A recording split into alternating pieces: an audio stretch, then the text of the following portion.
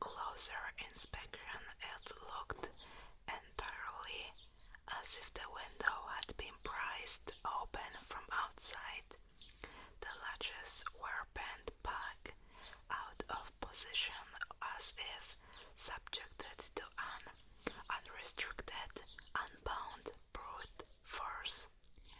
From the outside looking in, I could see 3 indentations where the unwelcome housebreaker had used some kind of tool to leverage the window unnaturally away from its latch. What was peculiar about those markings was that they seemed to cut across the outside of the window frame like an old, uneven razor, unlike a crowbar or other implement which would have merely left a dent where it had been used as a wedge to force the window open. Nothing had been stolen, and I attempted to rationalize the markings on the window as human-made and not claw-like as they appeared to be. The toy soldier returned to me so violently I could not explain. My heart sank at the very thought of it. I knew it was a message, but it seemed to me to be more of a twisted joke, announcing the arrival of my childhood predator, rather than something to be puzzled over or interpreted. I spent the morning checking each room of my house and its contents. Nothing was missing. I could only hope that whatever that fiend had been in the back seat of my car the previous night, that it had only wished to frighten me one last time and then be on its way. Perhaps its reach would be weakened so far from my childhood bedroom. It is all too easy for any sane person to persuade themselves that a traumatic event is something more benign, but in that instance I could not. That broken toy was not a mere joke, but a promise.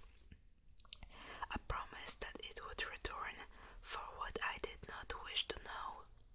My thoughts naturally tumbled inwards and back to those terrifying nights I had as a child.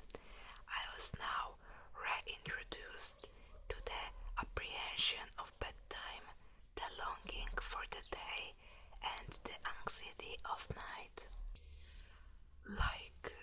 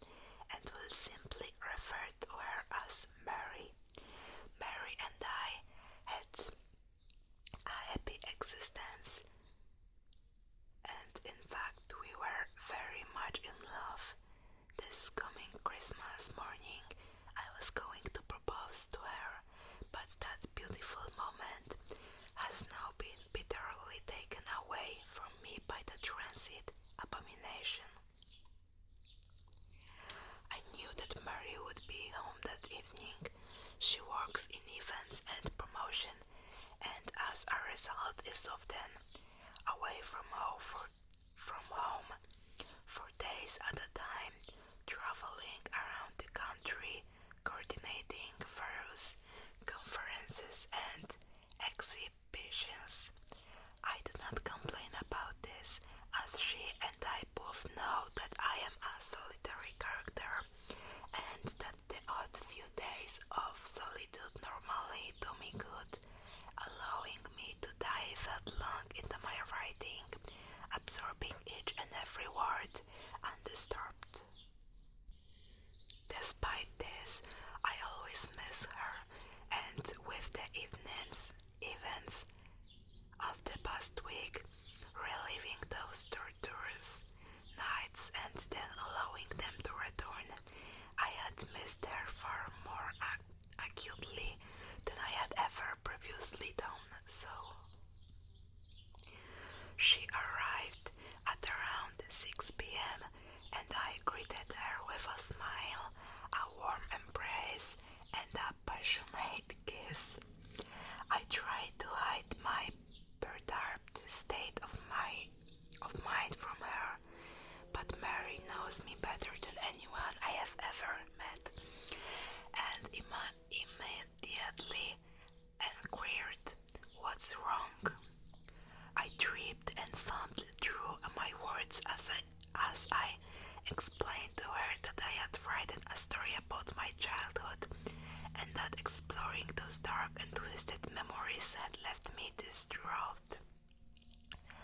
Mary has an incredibly caring nature, and she immediately laid her suitcase and bags on the floor, sat me down on our couch, and with her soft and gentle way asked me to talk about the whole ordeal. But I couldn't mention this thing, this wretch which had now found its way to our home. An invisible and twisted invader which had been led there by my idiotic curiosity.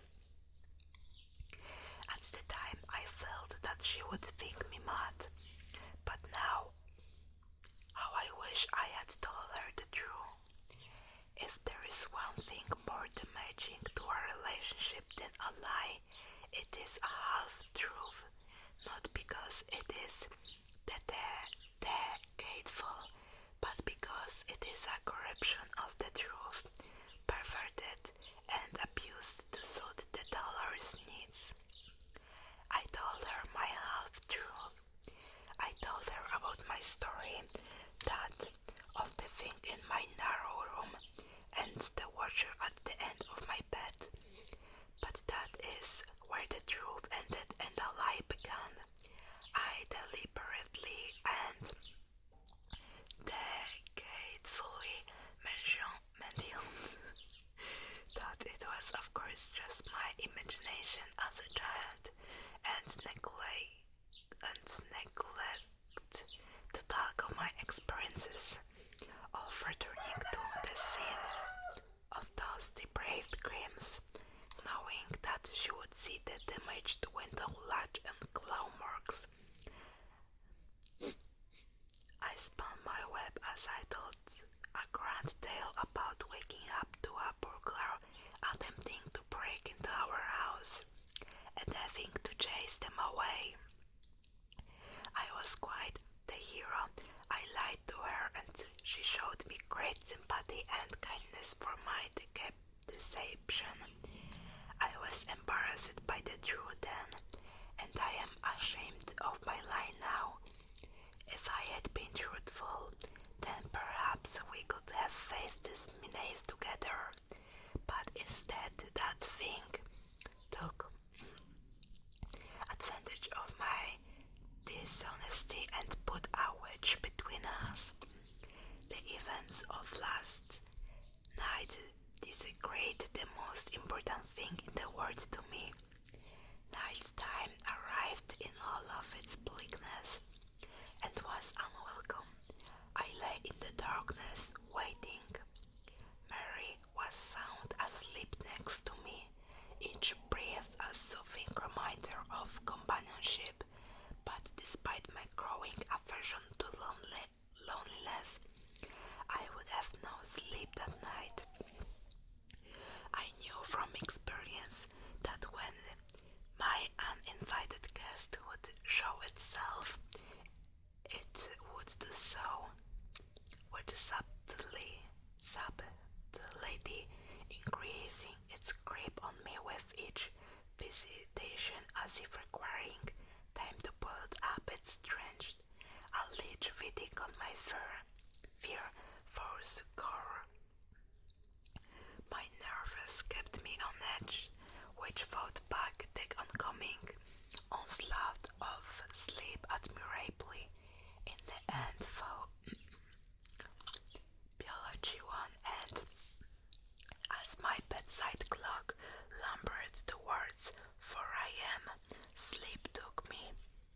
The relaxing blanket of nightly oblivion.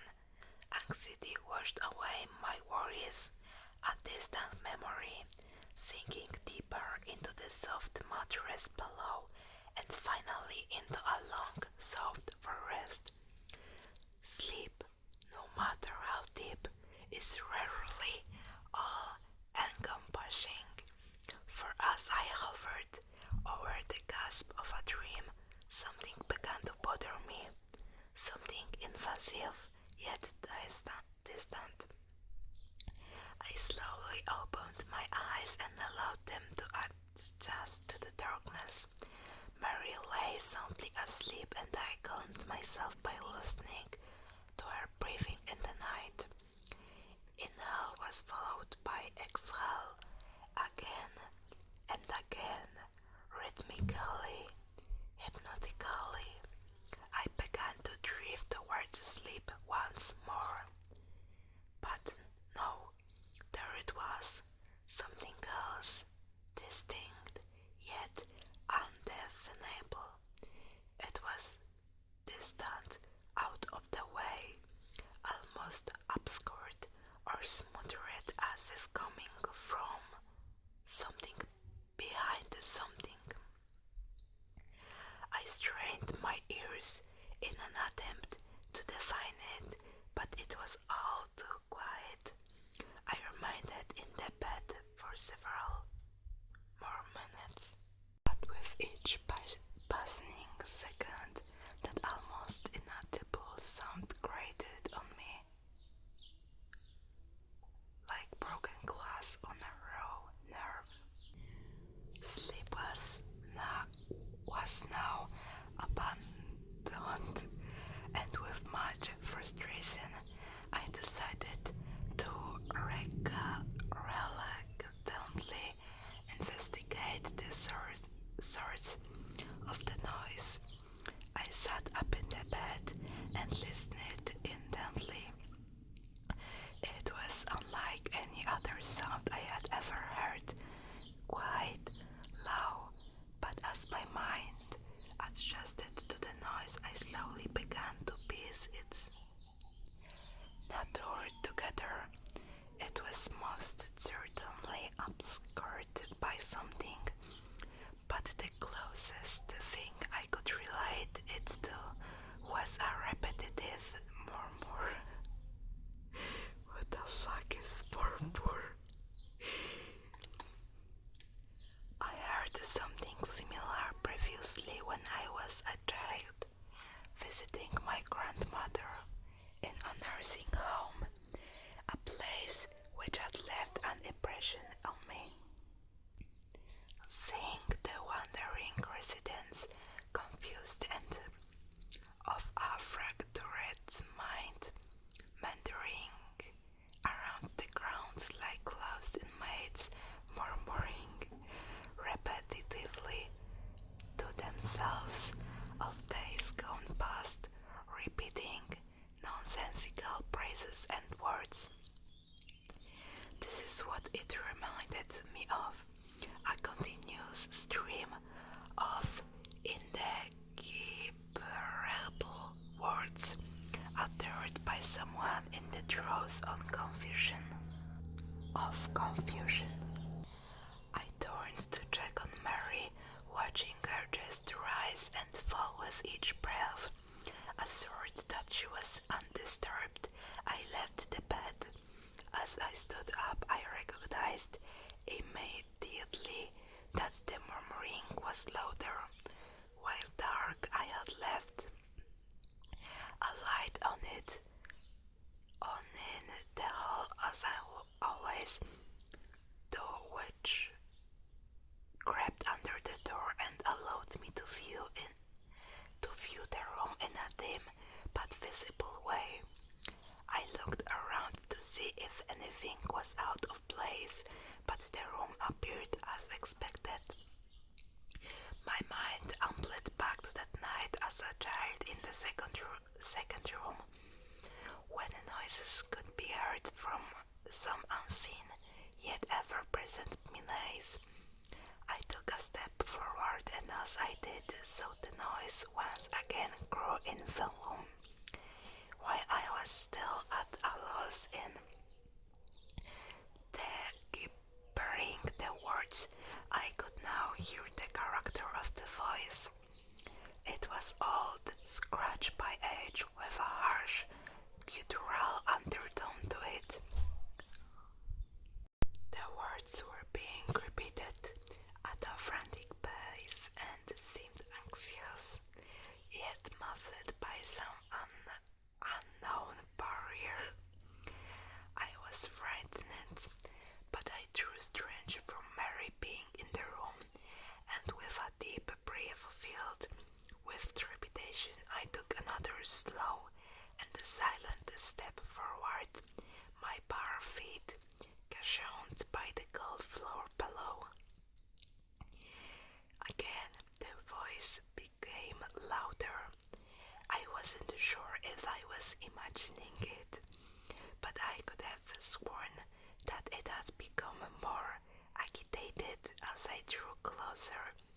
The next step I took shook me to my very core, for as that murmuring, garbled voice grew louder still. Amongst the rambling, grovelled sound of it, I heard a word which shot an icy shudder through my bones, a word to be feared. It spoke my name. Dear God, it knew my name.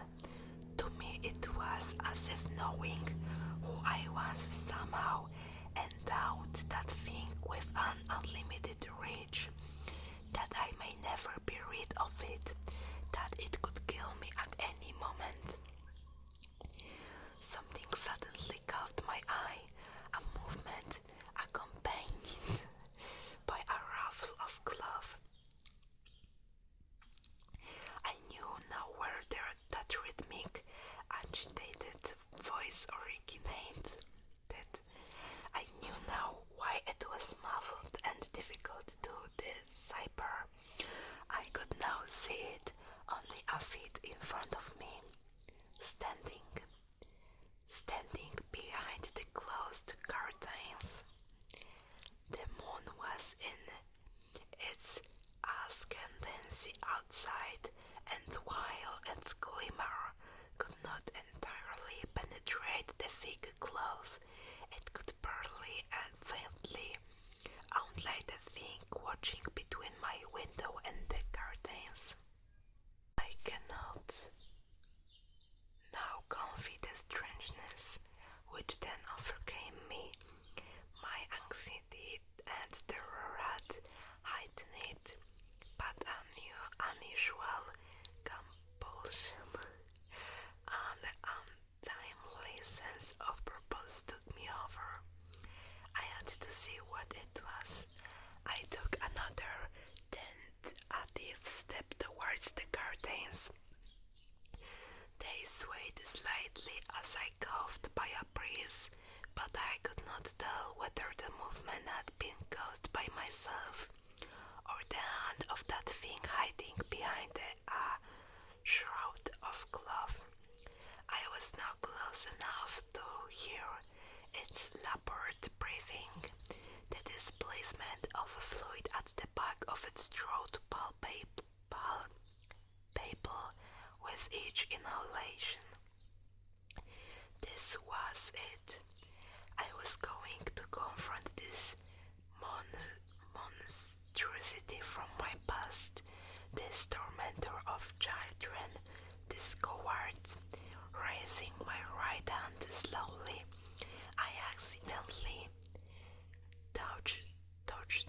touched the fabric of the curtain, causing a subtle ripple which parted them momentarily. I gasped, for through that temporary slit, only for a moment, I saw it. My God, how can I describe what was standing there? Even now, I close my eyes and wish that I could erase it from my memory.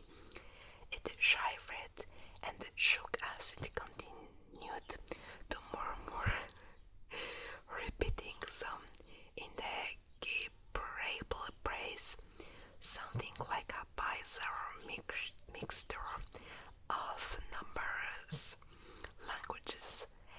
Its emaciated skin stretched over an unnatural frame of brittle and prominent bones, vertebrae, ribs, and other inner workings almost protruding through its paper-thin pale, languidly pink and almost bright-looking husk.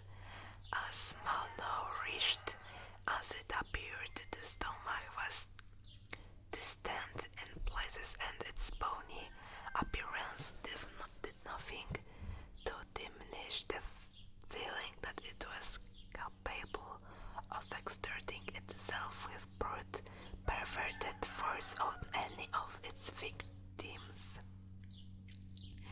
Sickness swelled in my stomach, a tainted, offensive smell filled the air, and as it murmured and whispered in the darkness through what sounded like broken, fractured teeth, I could not help but feel pity for this wretch quivering in the night as a victim of a long starvation.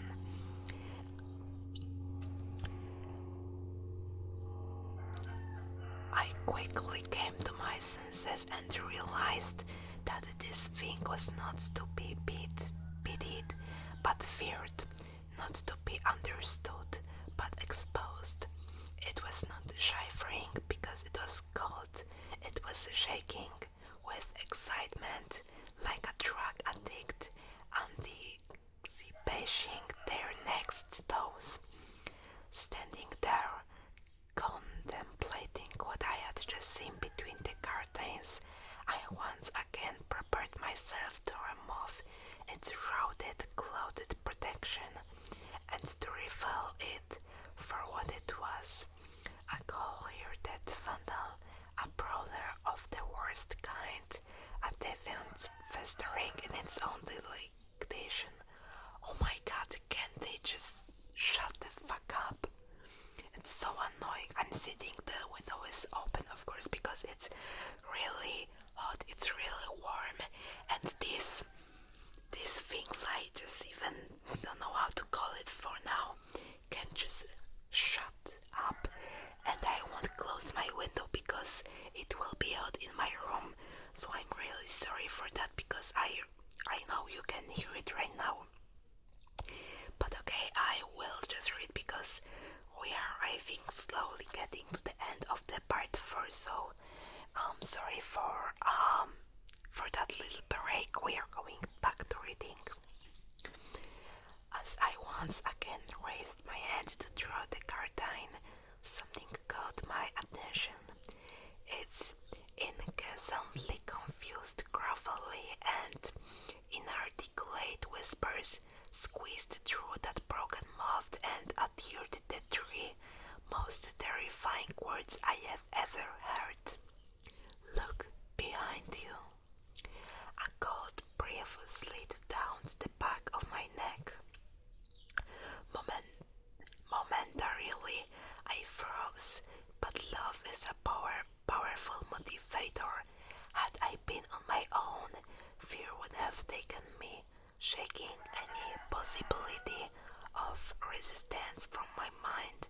But with Mary sleeping soundly in the same room as that thing, shielding someone I loved from that wretch was my only thought.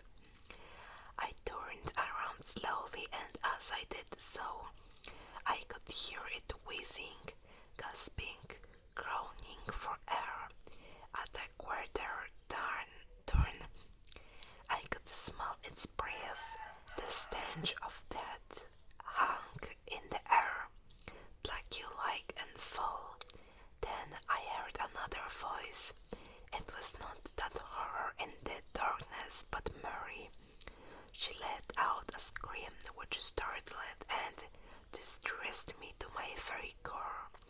scream which will haunt me for the rest of my days. I turned quickly and laid eyes on it, but it wasn't behind me. It was on the bed. It writhed and rasped, whizzing in the light. Its bony spine curved, with the anguish of countless years protruding through a ridged, torn piece of cloth which hung loosely over its torso in a vain attempt to appear almost human. But was it human? Had it once been human? Or was it something so vile, so despicable, so utterly and sorrowfully contemptible that no man or woman could ever attempt to quantify or understand it? I sprung forward towards it, groping, hitting, pulling at that thing with every ounce of my strength. Its loose skin slipping through my hands. It squeezed and forced Mary's face into her pillow with glee, as its other limbs arched and contorted, tearing at her night dress, running its long, starved fingers over her naked body with its sordid curse. Mary's screams were muffled by the pillow as I began to fear that she was being suffocated. I shouted, I yelled, I pleaded with that thing to leave her alone, to take me to do anything it wanted, but that only served to animate the fiend to even greater depths of depravity.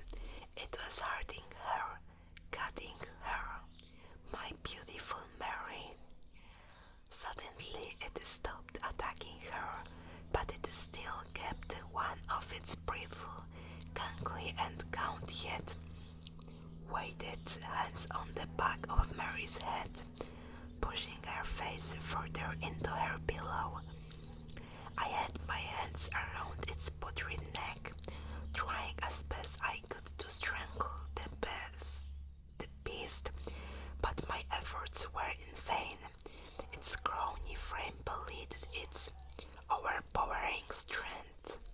I watched in sickly disbelief as it began to run, its cadaverous fingers through Mary's hair, slowly and almost with affection. I could now hear the twisting and cracking of bone, the popping of cartilage, the snapping of tendons. Thank God it was not coming from Mary. I was now on its back with my arm wrapped around its throat and my chin rubbing against the abrasive skin of its shoulder as its spine dug sharply into my stomach. It twisted its head in an entirely inhuman way. Its neck clicked and groaned under the strain with every arthritic movement, as if hindered by 1,000 years of rigor mortis. It was now looking at me. I have heard it often said of some people that they cannot see the forest for the trees, but now I truly appreciate that sentiment. So close was I to its black, icy stare that I could not take it in. Its surrounding features. I increased my grip. I swore. I screamed. I would have torn its throat out if I could have, but it was all in vain as it continued to run its scrawny fingers through Mary's hair nonchalantly while looking at me.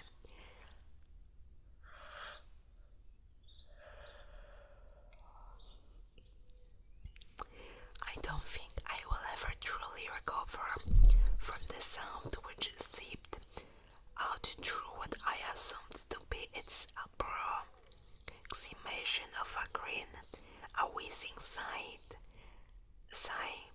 a grunt, something which sounded very close to a sinister, otherworldly laugh. As its face touched mine, its eyes stared deep into me. Not even my reflection was returned, two looking glasses into a sanctuary for the dark, devoid of light, happiness, and love. It was staring as if it wished to say something, as if it was trying to communicate a simple idea to me. Malice. With a fringing, stuttered and violent movement, it tore an entire fistful of hair from Mary's head, leaving behind it an open wound. Then it was gone. Mary did not scream, she merely whimpered. I turned the bedside lamp on, but no words of care or sympathy could console her. She wept uncontrollably. The bed was soaked in blood which had seeped out from the numerous scratches on her back, and the large cut where an entire section of her hair had once been. I hugged her, told her that everything would be alright. Then she looked at me. Looking at her tear-filled eyes, I knew what she thought immediately. She thought I had attacked her, that I had done those terrible things to her. Of all the experiences I had had, the look of betrayal, disgust, and contempt on Mary's face will remain the most painful. She is gone. After composing herself, she gathered up some things and left. I tried to explain. I tried to tell her everything that had been happening, but she would not listen. Who would believe such a preposterous story? She simply said that she would not call the police, but that if I ever attempted to contact her, she would do just that. To her, I was the aggressor, not that thing. As she left, she turned to look at me one last time, then burst into tears. I know now that I have lost her forever. The woman I love more than anything on this earth thinks I am a violently hideous human being. If only she could understand that whatever did this, that it was not human, and if it ever was, it had a long since abandoned that nature. It was 5 a.m. when Mary left me. It's 9 a.m. now. I am sitting here in the cold light of day at my kitchen table, writing this so that there is some record of what had transpired, so that people know, so that Mary knows, that whatever happens, that whatever occurs from here on in, that it was that despicable creature from my childhood, from that cursed narrow room all those years ago, which rained this misery down upon me, upon us. I must now dispense with this sentiment. I could easily sit here mourning the loss of my relationship with Mary, or I could allow myself to be overcome with fear, to do nothing but that simply will not do. I can hear the laughter of my neighbor's children outside.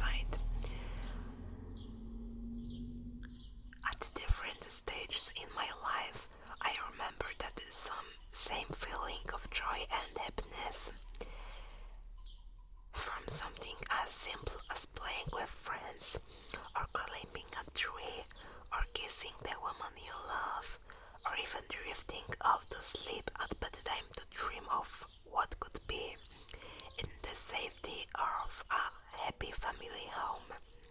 Memories, only memories. I fear I will never experience that happiness again. This thing has broken me, but I am resolute.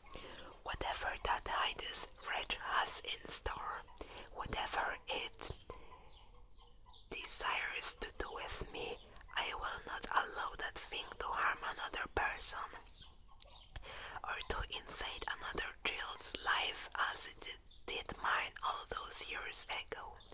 I must leave you all now, as there is much to be done before it gets dark, before it returns. My plans are made, and with any luck they will succeed. I wish I could say we will speak again, but I think that is unlikely. I hope you understand what must be done, because tonight I'm going to